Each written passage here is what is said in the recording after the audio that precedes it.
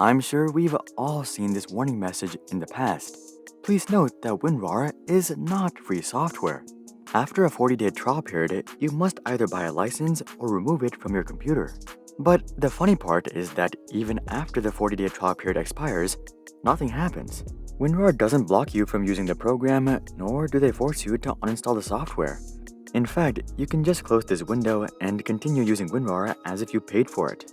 You don't have to keep downloading new trial versions of WinRAR or find a cracked version of the software. But I'm sure all of y'all already knew that because this is precisely what everyone does. This isn't some sort of glitch either. The company behind WinRAR is well aware of the situation, and they actively allow users to easily bypass their paywall.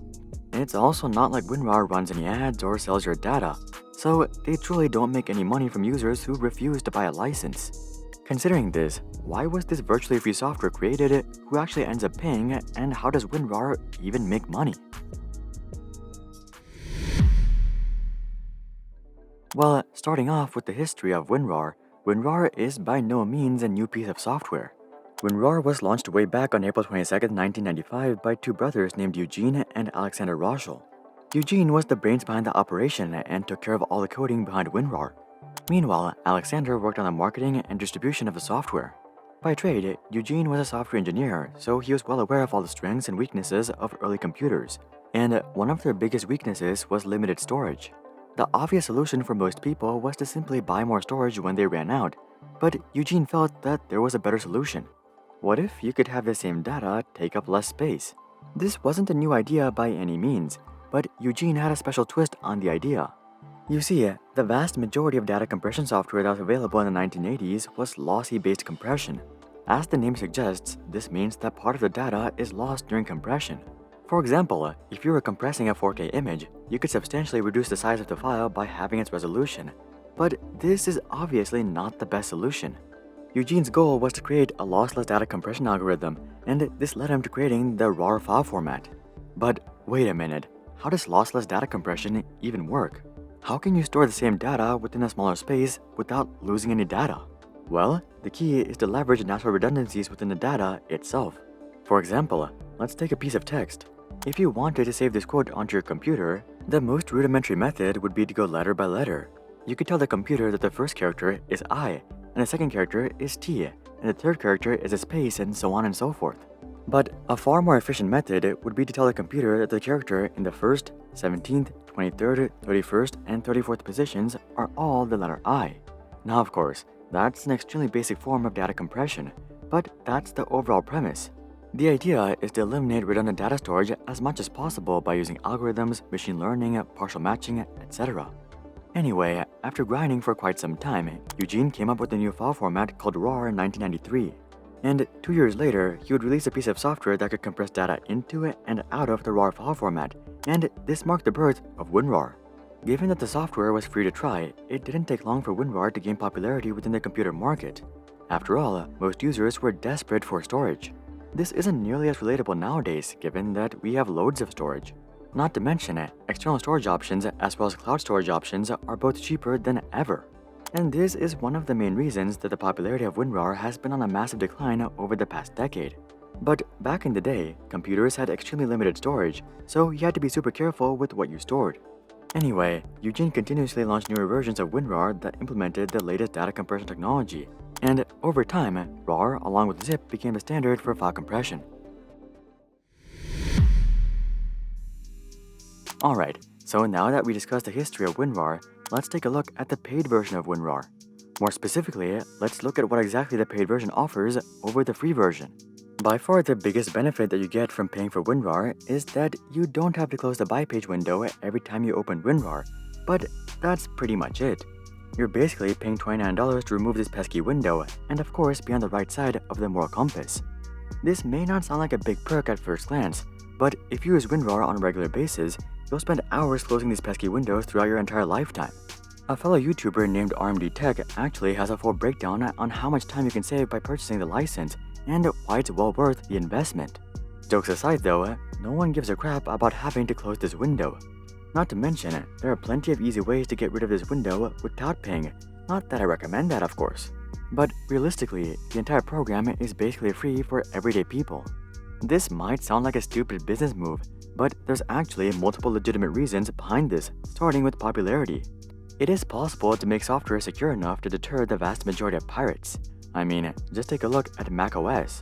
Yes, it is possible to install macOS on a Windows machine, but actually getting through all of the kernel errors and driver issues takes well over 10 hours, and most people just don't care enough to go through that.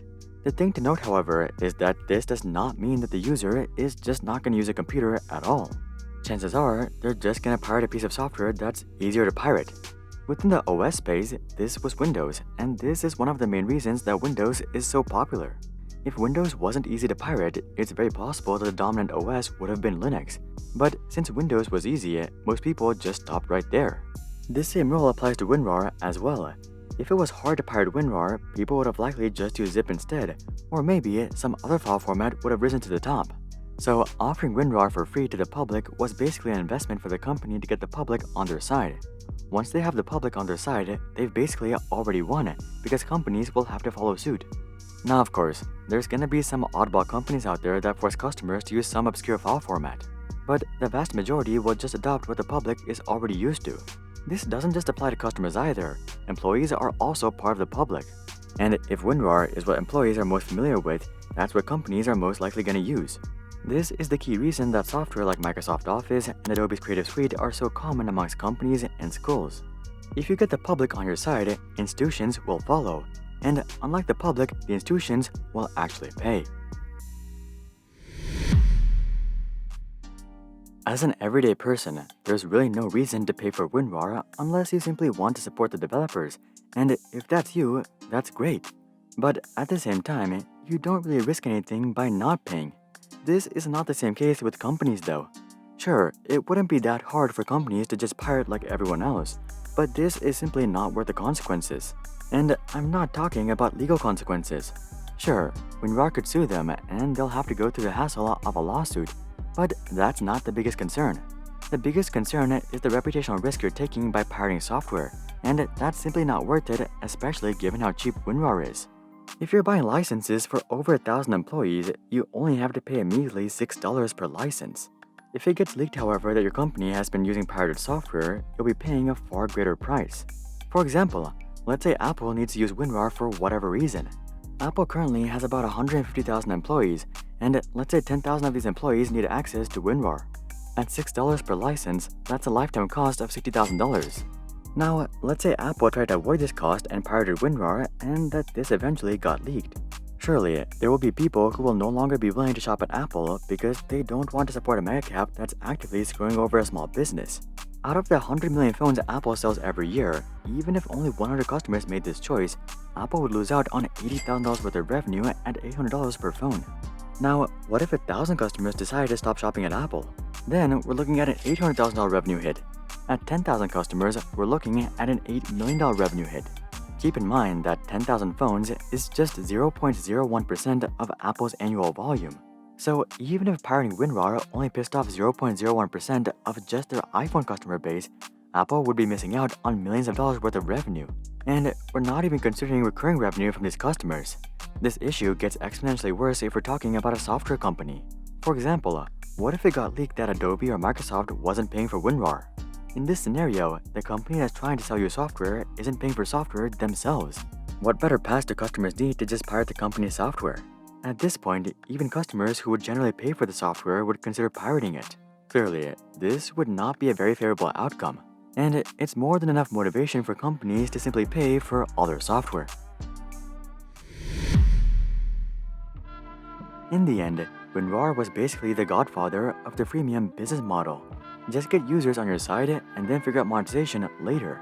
When they first leveraged this model in the 1990s, it was quite a bold move. But today, many of the businesses that we come across on a daily basis use this same model. I mean, when was the last time that you paid for Instagram or Facebook or Google or Snapchat? None of these companies have a pop-up window that tells you that the service is not free and that you have to pay for it. But at the core, they all make money in similar manners. Once they have you on their side, they offer some sort of service to companies, and it's the companies that pay for you.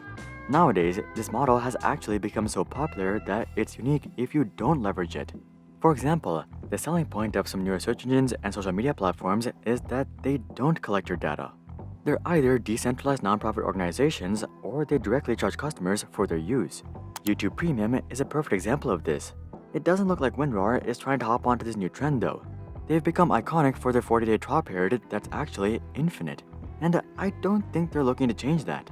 Also, based on Google Trends, it looks like WinRAR is on its way out, as the demand for file compression amongst everyday people is slowly dying off. According to this website, they still pull in $21 million worth of revenue, and given that they run an extremely lean operation, they're likely still profiting millions per year. So, while they probably won't become the next Adobe, it looks like they've got a solid business that works for them, and that won't be changing anytime soon. Do you guys still use WinRAR? Comment that down below. Also, drop a like if you're still trying out WinRAR. And of course, consider checking out our Discord community to suggest future video ideas, and consider subscribing to see more questions logically answered. But until then, I'm Hari, and I'll see you guys on the next one.